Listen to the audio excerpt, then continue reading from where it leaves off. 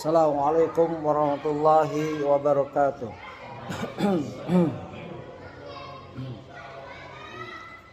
Alhamdulillah hamdan katsiran thayyiban mubarakan fi kama yuhibbu rabbuna yarda. Asyhadu an la ilaha illallah wa la syarikalah wa asyhadu anna Muhammadan abduhu wa rasuluh. Ya ayyuhalladzina amanu taqullaha haqqa tuqatih wa la tamutunna illa wa antum muslimun.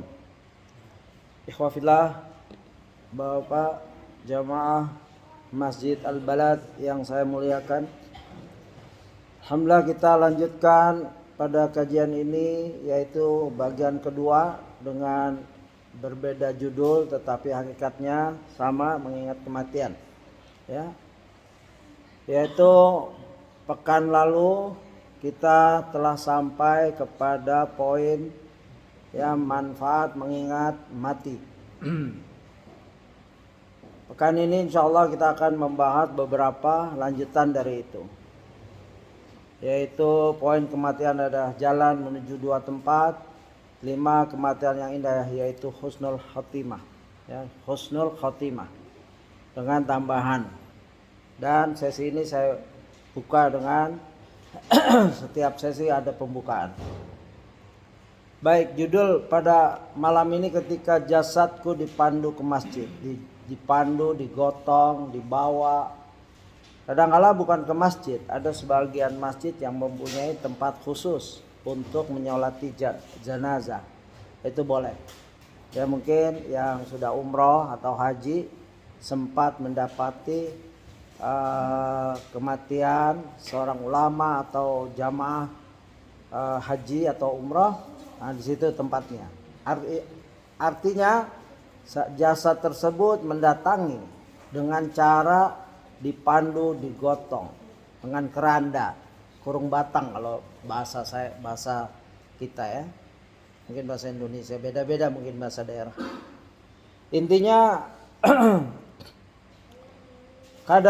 keadaan jasad setelah datangnya kematian itu berbeda-beda.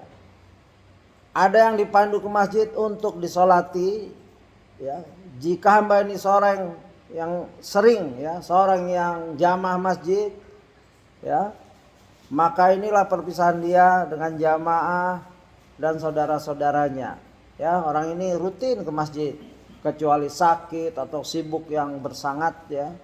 Terus ada keperluan yang mendesak dan lain-lain, baru dia absen. Dimanapun dia berada, dia berusaha mencapai masjid di shop pertama sebelah kanan dekat imam, atau menjadi imam, atau jadi muazin. Muazin dan imam pahalanya sama. Setelah itu orang yang di shop kanan dekat imam, setelah itu dan seterusnya baru sebelah kiri, shop kiri dekat imam, setelah itu kanan shop kedua dan seterusnya. Inilah orang-orang yang mendapat salawat, begitu. Para malaikat juga. Dan pasti jika hamba Allah ini meninggal, pasti ada kesenjangan di antara jamaah masjid tersebut, terutama masjid kecil. Kalau masjidnya ribuan mungkin, walaupun masjid ribuan, ya, itu ada saja kesan kok yang ini nggak pernah datang. Tidak semua orang tahu kita, ya. Bahkan Nabi sempat tidak tahu ada jamaahnya kemana dia sakit. Ngurus masjid ditanya kenapa, kemana dia sakit, meninggal dan lain-lain. Ya, ini. Maka hendaknya kita berazam, bercita-cita agar tidak absen, ya, menghadiri jamaah. Karena sudah kita bahas manfaatnya, di mana setiap langkahnya Allah ampunkan dosa dan lain-lain. Ya, begitu. Kedua, ada jasad yang jarang ke masjid. Mungkin karena sibuk atau malas. Saat ini kesibukannya, setelah dia wafat, ya, kesibukannya dan kemalasannya tidak lagi menjadi alasan. Karena jasadnya sedang dipandu saudaranya ke masjid. Baik dia sibuk atau biasanya sibuk atau malas, sekarang jasadnya sedang digotong. Gak ada lagi alasan itu, dipaksa, ya, dibawa ke masjid oleh saudaranya yang lain, ya. Dan kunjungannya yang terakhir ini tentu menjadi perpisahan yang sangat, ya, mengharukan. Dia datangnya jarang, pas datang dia harus digotong, dipandu, dikeranda, ya tentu sangat mengharukan ya untuk dia. Mungkin dia menyesal, ya mungkin dia ingin perbanyak ke masjid seharusnya, gitu. Dan dia banyak kehilangan keutamaan menghadiri masjid bersama imam, mendengar bacaan imam dan lain-lain. Ini jenis yang kedua, masih datang ke masjid tapi jarang. Kadang-kadang alasannya tidak syar'i, uzurnya tidak syar'i, malas, sibuk yang dibuat-buat, sudah tahu mau maghrib bikin kesibukan lain, padahal bisa ba'da maghrib, gitu. Padahal bisa ba'da isya, padahal bisa sebelum subuh atau ba'da subuh, ya selalu ada alasan. Selanjutnya ada orang yang tidak pernah ke masjid sama sekali. Ini orang Islam, ya. Maka jasadnya terpaksa dipandu ke masjid, dipaksa. Kecuali dia pesan wasiat, tolong kalau saya meninggal karena saya jarang ke masjid, tidak pernah ke masjid, tolong sholatin di lapangan bola aja. Karena saya hobi banget bola. Ada nggak yang wasiat kayak gitu? Hatta nggak pernah ke masjid, wasiatnya tolong kalau bisa masjid yang banyak orang solehnya. Ajib kan? Waktu hidup nggak pernah datang, duduk bersama orang soleh. Begitu meninggal wasiatnya jangan sampai saya disalatkan di tanah lapang. Walaupun saya hobi bola, badminton gitu, kalau bisa penontonnya lagi banyak saya disalatin. Ada nggak yang pesan gitu? Saya nggak pernah dengar itu. Mungkin, ya. Nah ini sifat manusia. Ya jarang, nggak pernah ke masjid, ya. Karena kebaikan umat Islam dibawa dia ke masjid, ya. Kebaikan, rahmat Allah, dibukanya hati orang. Coba orang Islam di masjid itu sepakat, oh dia nggak pernah masjid, nggak usah kuburin, nggak usah dibawa ke masjid, suruh keluarganya bawa terserah kemana, ke mall kayak atau kemana. Nggak ada kan pengurus masjid seperti itu, tidak ada. Pengurus masjid, DKM masjid terbuka hatinya, masya Allah. Ya, mereka tasamu belapang dada, sangat toleran. Ya, begitu. Ya paling ada gerutu. Ini siapa yang meninggal? Fulan bin Fulan, nggak pernah ada di masjid ya. Ya sekarang ada, alhamdulillah. Nggak sempat kenalan dia, karena sudah jadi jasad kaku. Jangan, nauzubillah, jangan sampai kita seperti itu. Ya, digotong, dibopong ke masjid dengan badan yang kaku, tidak bisa ruku, tahiyat aja nggak bisa, gerakin tangan. Kalau masih gerakin tangan kabur tuh yang nyolatin. Ya, misalkan dia mungkin masih hidup, mati suri, dengar takbir langsung angkat tangan, ya bubar semua, imamnya juga. Jadi intinya begitulah manusia, nggak pernah ke masjid. Ya. Jasad yang tidak pernah ke masjid dan tidak pula sholat di rumah. Ini muskilah ini. KTP-nya Islam, nggak pernah ke masjid. Dicek, ditanya keluarganya, dia sholat nggak di rumah? Nggak pernah. Terus gimana? Meninggal ada nggak pesan keluarga?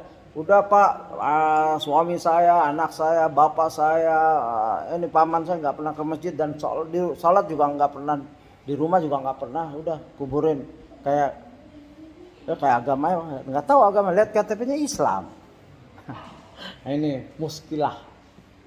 Akhirnya dengan ya, rahmat Allah, para DKM dibuka, KTP-nya apa? Islam, ya udah sholatin. Masa mau nggak disolatin gimana?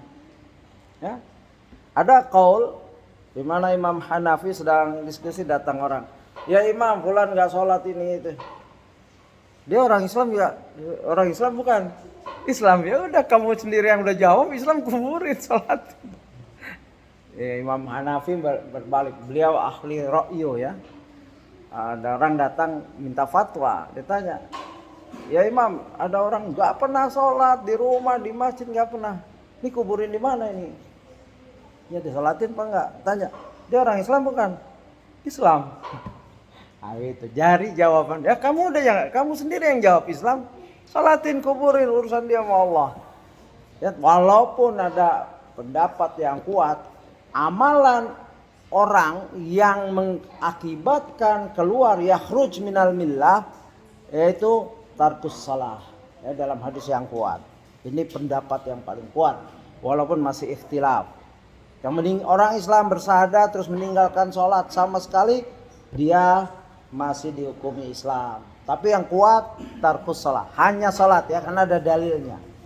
Ya, kita sudah baca itu, kita nggak ulang lagi untuk menghemat waktu. Nah, ini semua orang Islam nih yang di atas nih kita anggap ya, kecuali yang terakhir ikhtilaf. Pertama ya jelas yang jarang ke masjid, yang jarang ke masjid karena kesibukan buat dan tidak ke masjid karena malas, tapi masih sholat di rumah. Yang keempat nggak sholat di masjid, nggak sholat di rumah, dan nggak sholat di mana? Nggak sholat, tarkus sholat.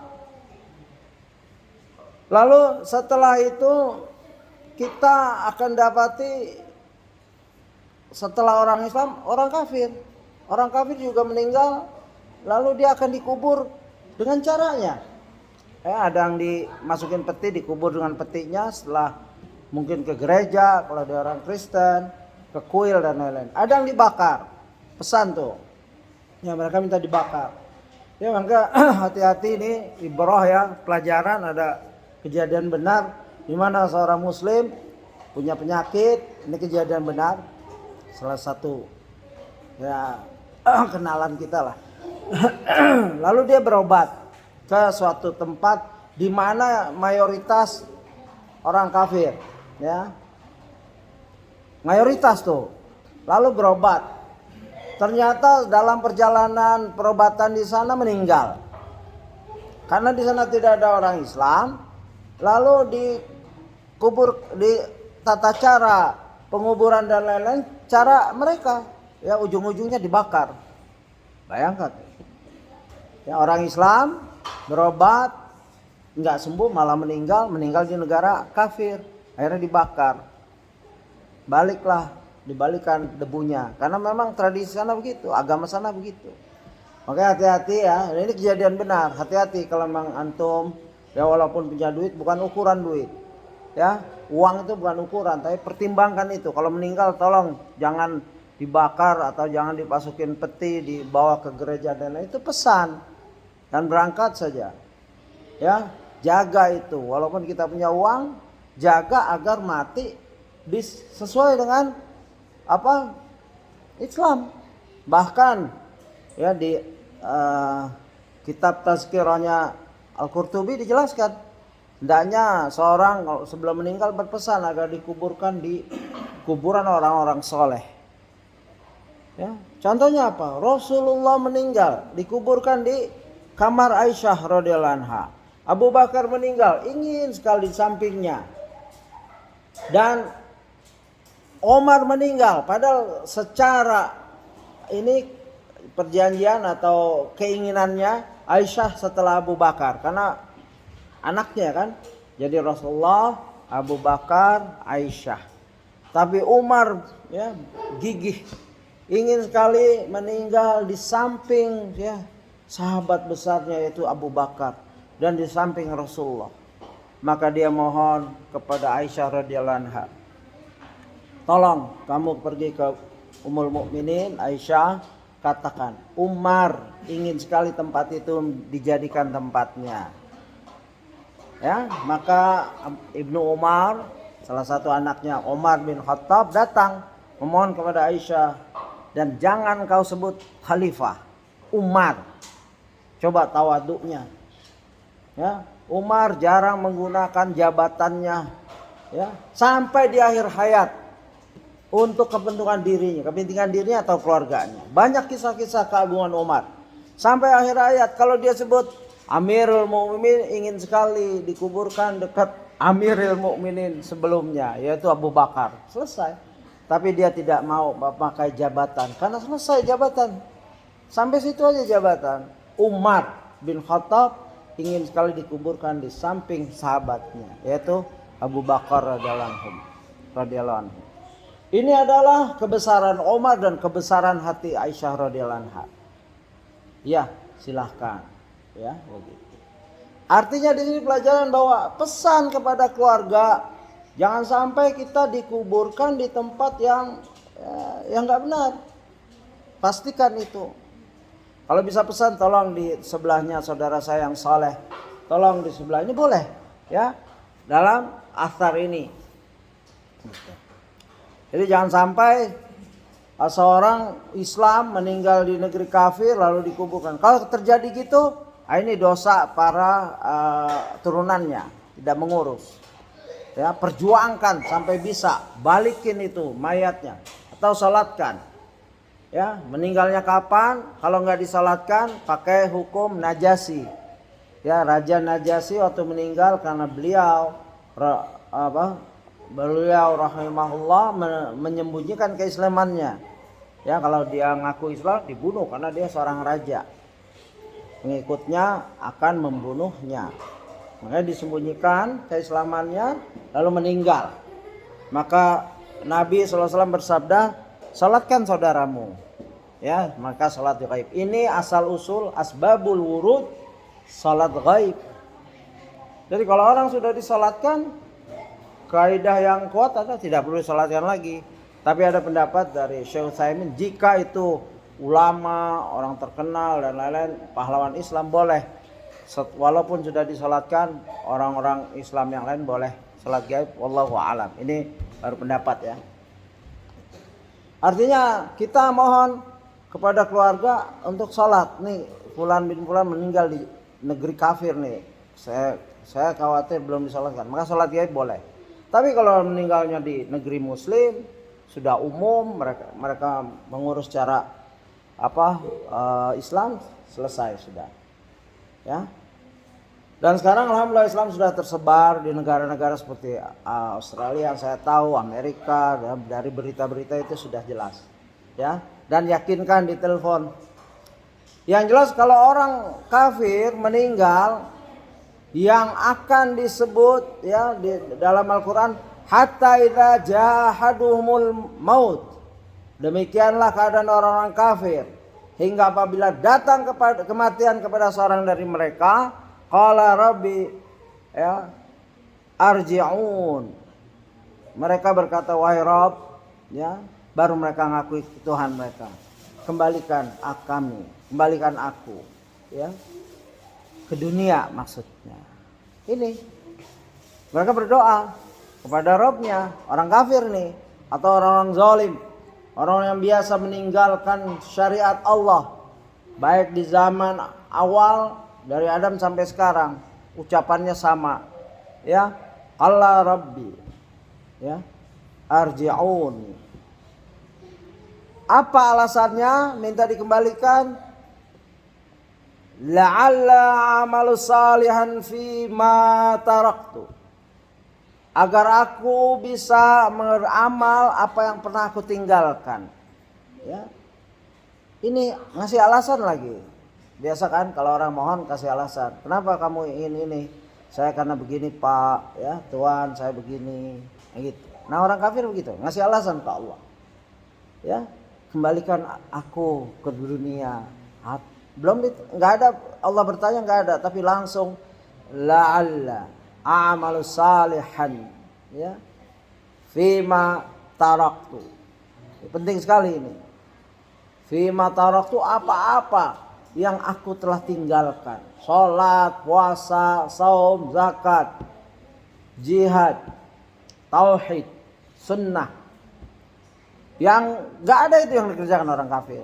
Atau orang yang mendekati kekafiran, atau orang yang KTP-nya Islam tapi nggak pernah sholat, tauhidnya juga nggak tahu tauhid gimana, ya begitu. Lalu Allah menjawab, kalla inna kalimatun huwa qailuha. Kalla, tidak, sekali-kali tidak, ya. Sungguhnya itu adalah kalimatun huwa qailuha, perkataan yang sekedar diucapkan, sesuatu yang mustahil. Ya orang, jangankan orang kafir, Rasul sallallahu alaihi wasallam tidak dikembalikan. Kita cinta sekali, ya Allah kembalikan Rasul, kita ingin mengikut Rasul. Ya, tidak kembali ke dunia untuk berdakwah lagi. Apalagi orang kafir. Rasul, Nabi Ibrahim, Khalilullah, nggak ada yang kembali ke dunia dakwah lagi, berjuang lagi, tidak ada. Padahal penting, ini zaman penting di mana ulama sedikit, ya ahli syirik sedikit. Rasul nggak pernah turun lagi kecuali nanti Isa alaihissalam. Ya, itu mendekati akhir zaman. Ya, begitu. Ini orang kafir mohon seperti ini. Kala itu suatu yang mustahil. Ya, begitu. Karena apa? Orang kafir ini minta seperti ini, dan di hadapan mereka ada dinding sampai hari mereka dibangkitkan. Wa min waraihim barzah ila yaumi yub'atsun. Ya, mereka sudah tahu itu, terbuka, tersingkap semua yang mereka dustakan. Mereka dustakan neraka, bahkan dielek-elek, ya, diolok-olok neraka itu apa. Ya, kalau kami masuk pun paling sehari setengah hari lah akan dikeluarkan. Ya, kami orang-orang ahli surga. Surga itu yang penting percaya ini surga. Kami anak-anak Tuhan, ya kami dijamin masuk surga. Kalau orang Islam nggak yakin tuh dia masuk surga. Buktinya ihdinas siratal mustaqim, masih minta petunjuk aja. Ya ada hujah-hujah seperti itu. Nah nanti tersingkap itu. Ya terbuka subhat-subhat mereka. Kecuali ada yang mendapat hidayah. Mereka punya subhat tapi mereka mencari terus sampai Allah kasih hidayah itu taufik. Hidayah itu rusyd, hidayah petunjuk akan Islam, lalu mendapat hidayah itu taufik, yaitu mengamalkan Islam. Ya. Itu dalam surat Al-Mu'minun surat 23 ayat 99 dan 100. Di tafsir Ibnu Katsir kita kutip sedikit. Abdurrahman ibnu Zaid ibnu Aslam mengatakan bahwa kalimat tersebut pasti diucapkan oleh setiap orang zalim yang sedang menjelang kematian, ya, menjelang kematiannya. Karena menjelang kematiannya udah kelihatan, kebayang itu. Ya, tersingkap itu yang gaib-gaib. Makanya suka aneh-aneh tuh orang meninggal walaupun enggak, ya kita nggak tahu gerakan dia, ya. Gitu. Kalimat ayat ini dapat ditakwilkan sebagai ilah dari firman yang mengatakan kalla. Ya. Karena permintaan kembali ke dunia untuk beramal saleh dari si kafir itu hanyalah ucapan saja yang tidak ada buktinya. Ya, itu ucapan saja, berusaha menghibur diri, ya. Padahal dia tahu itu nggak mungkin. Gitu. Saya pernah diskusi dengan seorang di Australia, teman kerja, ya. Kamu kenapa orang Islam kenapa percaya hari akhirat, ya? The day after. Ya, kita harus berbuat baik di dunia agar kita dapat jannah, paradise, or hell. Nggak ada itu kata dia. Apa buktinya jannah dan lain-lain, hell, akhirat kata dia. My father passed away, he never come back to tell me. Bapak saya udah meninggal, nggak pernah dia datang ngasih tahu di sana ada akhirat. Ya gitu, mereka logikanya gitu. Dia nunggu bapaknya datang lagi ngasih tahu, ya di sana ada akhirat, begitu. Ya, itu simpel banget. Mereka harus ada bukti, ngelihat bapaknya yang ngasih tahu. Dia nggak percaya Al-Quran, nggak percaya Nabi, mereka percaya ya bapaknya. Bapaknya nggak pernah, bapak saya nggak pernah datang ngasih tahu saya kalau di sana dia lagi disiksa ini itu. Nah, begitulah. Ya.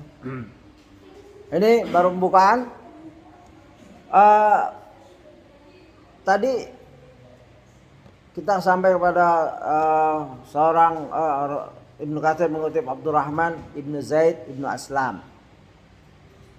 Dan di sini dijelaskan seandainya ia dikembalikan ke dunia, tentulah dia tidak akan mengamalkan perbuatan saleh yang diikrarkannya itu. Ya, andaikan nih orang kafir dikabulkan, kembalikan aku ke dunia, aku ingin beramal saleh, dikembalikan, mereka nggak akan beramal saleh, itu ucapan aja.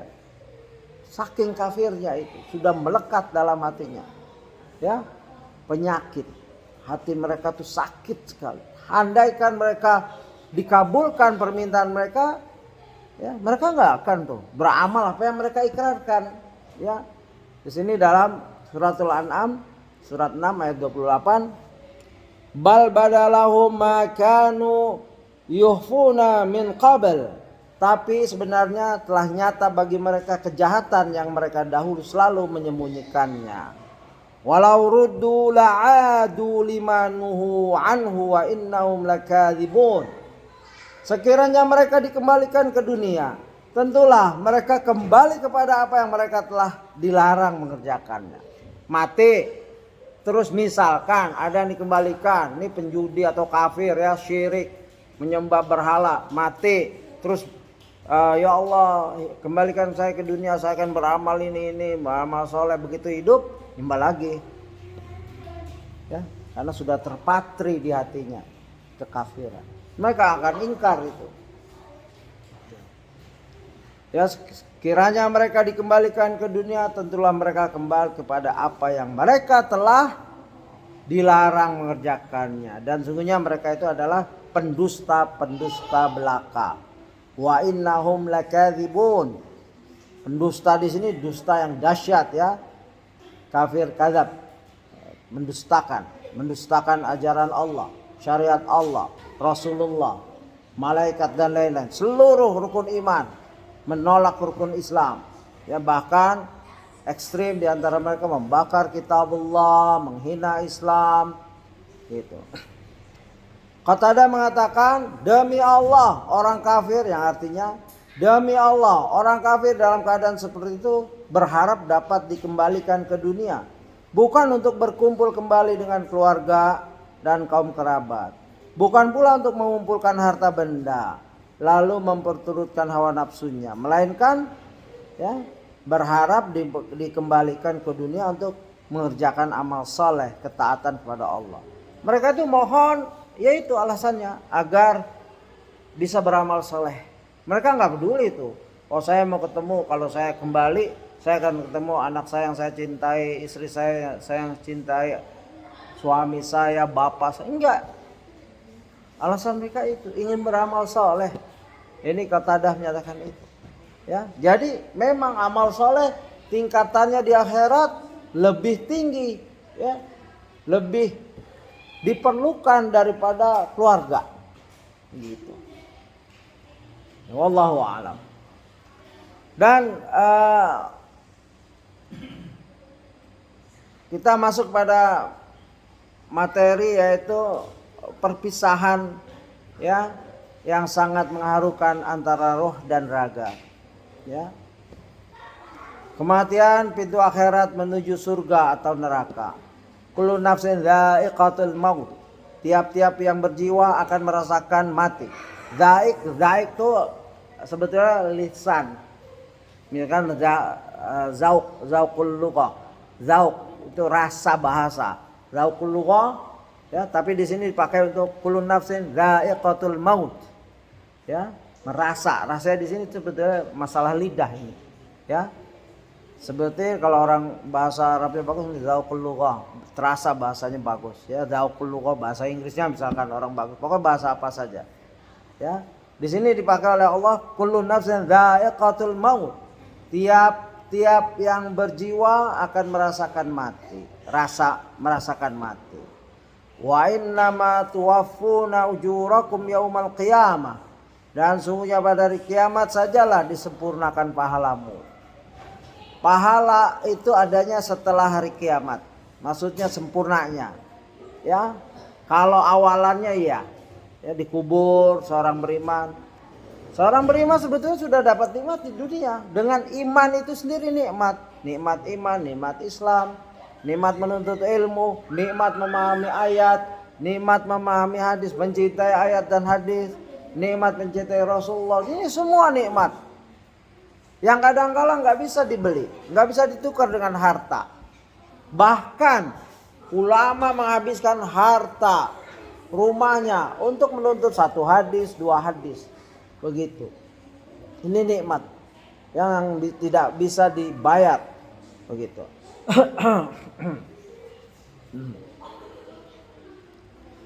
Wa innama tuwafuna ujurakum yaumal qiyamah. Dan sungguh pada hari kiamat sajalah disempurnakan pahalamu. Faman zuhziha 'anil nari wa udkhilal jannah faqad faz. Barang siapa dijauhkan dari neraka dan dimasukkan ke dalam surga, maka sungguh ia telah beruntung. Ya. Al-faz, ya. Ini keuntungan. Orang merasa beruntung Kalau jualan beli 5 jual 10, beli 7 jual 15. Ini untung namanya. Dalam bisnis simple, sederhana itu, matematiknya itu begitu. Ekonomi begitu saja ujungnya. Ya. Tapi keuntungan yang dimaksud oleh Allah adalah apa? Faman zuhziha 'anil nar. Barang siapa dijauhkan dari neraka, ya, wa udkhila al jannah, dan dimasukkan ke jannah, ya, faqad faz, maka sungguh dia telah beruntung. Ini seharusnya ada standar keuntungan, ya, yang Allah tetapkan melalui ayatnya, harus ada di benak kita. Ya, jangan sampai baru mungkin punya perusahaan bangkrut bunuh diri. Udah perusahaan bangkrut bunuh diri masuk neraka kan? Udah double tuh namanya. Udah musibah lagi. Perusahaan kaya 7 turunan, dia 8 turunan kan? Dia 8-nya. Jadi nggak dapat dari 7 turunan itu. Makanya dia bangkrut. Ya sabar, sederhana, sabar. Ya mungkin dia bukan 7 turunan itu, dia turunan ke-8. Makanya dia nggak kaya. Ya sabar. Jangan sampai bunuh diri. Ya, berpikir lagi, daripada bunuh diri lebih baik bunuh orang dulu. Ada ini syaitan tuh bisikan seperti itu. Ya, ngapain kamu bunuh diri? Bunuh orang dulu, nanti baru bunuh diri. Ada itu. Ya, seorang kepala rumah tangga, dia bunuh anaknya. Ini ada di Australia. Saya baca itu di korannya. Karena dia melihat dunia makin menakutkan, dia takut anaknya terpapar karena dia rajin baca Bible, baca Injil, tapi tidak paham. Ya, dia bunuh anaknya, baru dia bunuh diri. Begitu. Dan banyak orang seperti itu kan. Berita-berita banyak seperti itu. Bunuh dulu orang lain yang dibenci atau yang dicintai, baru dia bunuh dirinya. Ya. Nah, ini tidak benar. Karena apa? Kebanyakan alasan dunia. Kalau yang tadi orang itu agama Kristen itu saya baca ya di koran, dua lama itu. Itu karena ingin mengamalkan agamanya, tapi dia takut dengan keadaan dunia sekitarnya, begitu. Dan ini harus kita tanamkan ke keluarga kita. Kalau lagi susah hidup, ya ini masih di dunia, pantas kan kita susah. Kalau nggak mau susah nanti di jannah, ya. Mau ini susah, mau itu susah, wajar orang di dunia. Hatta kita punya rumah atau kekayaan separuh bumi, pasti masih ada susahnya. Ya, coba tuh tanya orang-orang kaya itu. Siapa yang kaya-kaya di dunia ini? Susah. Ada cerita kumpulan. Ini cerita lucu itu. Buat saya, mungkin buat antum enggak. Kumpulan orang sukses, S3 semua, lulusan Oxford dan lain-lain. Kebetulan saya kumpul di situ. Yang satu lulusan Oxford, Amerika, Australia, S3 semua udah presdir lah di Indonesia nih, presdir kumpul, saya diundang di situ. Dia bilang, kami dulu waktu belajar susah sekali. Ya, saya masing-masing ceritakan lah. Iya, ada yang makan ini, makan Maggi hari-hari. Maggi itu ini orang Malaysia kebanyakan. Setelah sekarang karena kita biasa puasa, biasa susah hidup di negeri orang, ya, berjuang, mungkin beasiswanya sedikit, keperluan banyak, akhirnya sering makan nggak benar, akhirnya kena gastrik, ya, mah, ya, gastrik, mah. Lalu sekarang kita udah kaya, mau makan apa aja bisa, tapi karena mah jadi nggak bisa juga. Udah S3 jadi presdir masih nggak bisa makan enak. Itulah hidup di dunia ini, ya udah, nanti di akhirat. Jangan pikir yang S3 punya rumah gede-gede itu bisa nikmatin rumahnya. Dia rumahnya usaha hebat-hebatnya. Mungkin saya tahu tinggal mereka di Pondok Indah yang tiangnya aja segini, yang batu ada kayu jati dan lain-lain. Tapi nggak enak tidur karena udah sakit gastrik. Ini mereka ada di hadapan, ya kawan-kawan. Ini kenyataan. Ya, rumah besar bukan suatu jaminan, ya, hidup tenang. Jaminan mungkin di banknya udah banyak miliaran, tapi bukan jaminan itu. Ini karena masih di dunia. Ya, bahkan mungkin ada pemulung tidur pulas, dia udah sholat, pemulung yang Islam ya, menjalankan syariatnya semampunya karena mungkin dia pemulung, dia sudah sholat tidur nikmat, besok bangun subuh mulai lagi mulung, ini apa-apa ya, ini dunia. Kecuali di akhirat dia mulung lagi, mulung apa di akhirat? Enggak kan? Ya. Itu yang nggak sholat tuh, di dunia pemulung, di akhirat mulung di neraka mungkin. Ini sedih sekali, orang susah kafir, udah paling buruk. Ya. Orang susah kafir, sombong lagi. Udah. Ya, gimana? Kalau orang kaya kafir tuh banyak. Contohnya Korun dan lain-lain. Penguasa kafir tuh banyak contohnya. Tapi kalau orang susah kafir, aneh. Ya, apa yang dia banggakan? Begitu. Tapi emang hidayah seperti itu. Mungkin ada hal-hal yang buruk buat dia. Oleh sebab itu orang beriman walaupun susah bangga, ishadu bi anna muslimin. Orang Islam walaupun miskin bangga, nggak apa-apa. Ya. Ishadu, ya, bangga, saksikan aku orang Islam. Jangan minder punya title Islam, Muslim. Walaupun mungkin rumahnya gubuk dan lain-lain nggak pandang, ya begitu. Tadi wa mal hayatud dunya illa mata'ul ghurur. Kehidupan dunia itu tidak lain hanyalah kesenangan yang memperdayakan. Ya, mata'ul ghurur. Kesenangan memang ada daya tariknya, ada magnetnya dunia itu. Tapi itu memperdayakan, bahkan menjauhkan dari Allah. Dulu waktu susah doanya tiap ba'da sholat doa terus. Begitu senang sholatnya ditinggalkan, jangan doanya, sholatnya ditinggalkan.